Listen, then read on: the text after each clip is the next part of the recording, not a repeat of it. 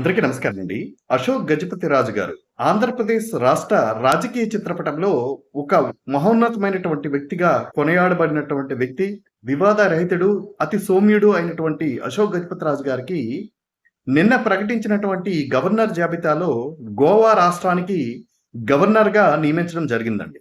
ఈయన 1978లో మొదటిసారి జనతా పార్టీ తరపున ఎమ్మెల్యే గెలుపొందిన తర్వాత ఆయన తర్వాత క్రమంలో టీడీపీలో జాయిన్ అవ్వడం జరిగింది.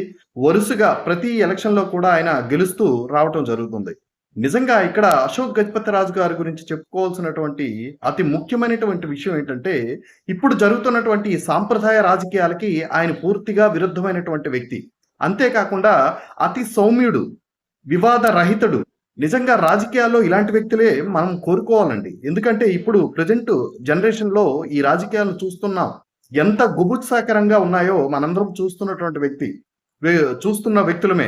అయినా కూడా ఈ రాజకీయాలకు ఎటువంటి సంబంధం లేకుండా మాట్లాడే విధానంలో గాని, లేదా ఆయన ఒక విషయం మీద మాట్లాడేటప్పుడు గాని ఎంతో జాగ్రత్తగా మాట్లాడుతూ ప్రతి వ్యక్తి యొక్క మన్ననలను పొందగలిగినటువంటి వ్యక్తి. ఇటు అధికార పక్షమే కాకుండా ప్రతిపక్షం కూడా ఆయన ఏ రోజు కూడా ఒక మాట మాట్లాడడానికి ఆయన అవకాశం ఇచ్చేటువంటి పరిస్థితి లేదండి. అలాంటి మంచి వ్యక్తి రాజకీయంలో ఒక ఉన్నత శిఖరాల్ని అధిరోహించినటువంటి వ్యక్తిగా ఈరోజు టీడీపీ కూటమి ప్రభుత్వం ఆయనకి సముచిత స్థానం కల్పించడం జరిగిందండి. ఎందుకంటే ఒక్కొక్క సందర్భంలో ఈ యొక్క టీడీపీలో జరిగినటువంటి అంతర్గత వ్యవహారం 1995లో జరిగినటువంటి ఈ యొక్క రాజకీయ సంక్షోభం కూడా ఆ టైంకి ఈయన్ని ముఖ్యమంత్రిగా చేసేటువంటి అవకాశం ఉందని ఆ రోజు మనం మీడియాలో చూడడం జరిగింది. కానీ నిజంగా ఇంత మహోన్నతంగా ఉన్నటువంటి క్యారెక్టర్గా ఉన్నటువంటి వ్యక్తిని ఈరోజు కేంద్ర ప్రభుత్వం గుర్తించి టీడీపీ కోర్స్ చంద్రబాబు నాయుడు గారి ప్రెజరు ఎంతో కొంత ఉంటుంది.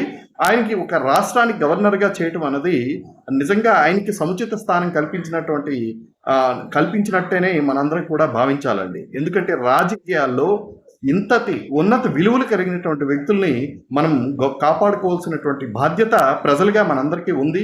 ఆ కోవకు చెందినటువంటి వ్యక్తే ఈ యొక్క అశోక్ గజపతి రాజు గారు. నిజంగా ఒక పార్లమెంటేరియన్గా, ఒక మినిస్టర్గా, ఒక ఎమ్మెల్యేగా అన్ని స్థాయిల్లో కూడా తన ప్రతిభా పాఠవాలను చూపించుకొని అతి సౌమ్యంగా రాజకీయాలు చేసినటువంటి వ్యక్తి, ఎంతో మహోన్నతమైనటువంటి వ్యక్తిగా కొనగాడబడినటువంటి అశోక్ గజపతి రాజు లాంటి వ్యక్తికి ఈరోజు గవర్నర్గా ఒక సముచిత స్థానం కల్పించడం అన్నది నిజంగా ఇది మనందరం కూడా హర్షించదగ్గ విషయంగా చెప్పుకోవచ్చండి. అందరికీ నమస్కారం. దయచేసి ఈ యొక్క యూట్యూబ్ ఛానల్ని సబ్స్క్రైబ్ చేసుకోవాల్సిందిగా ప్రార్థన.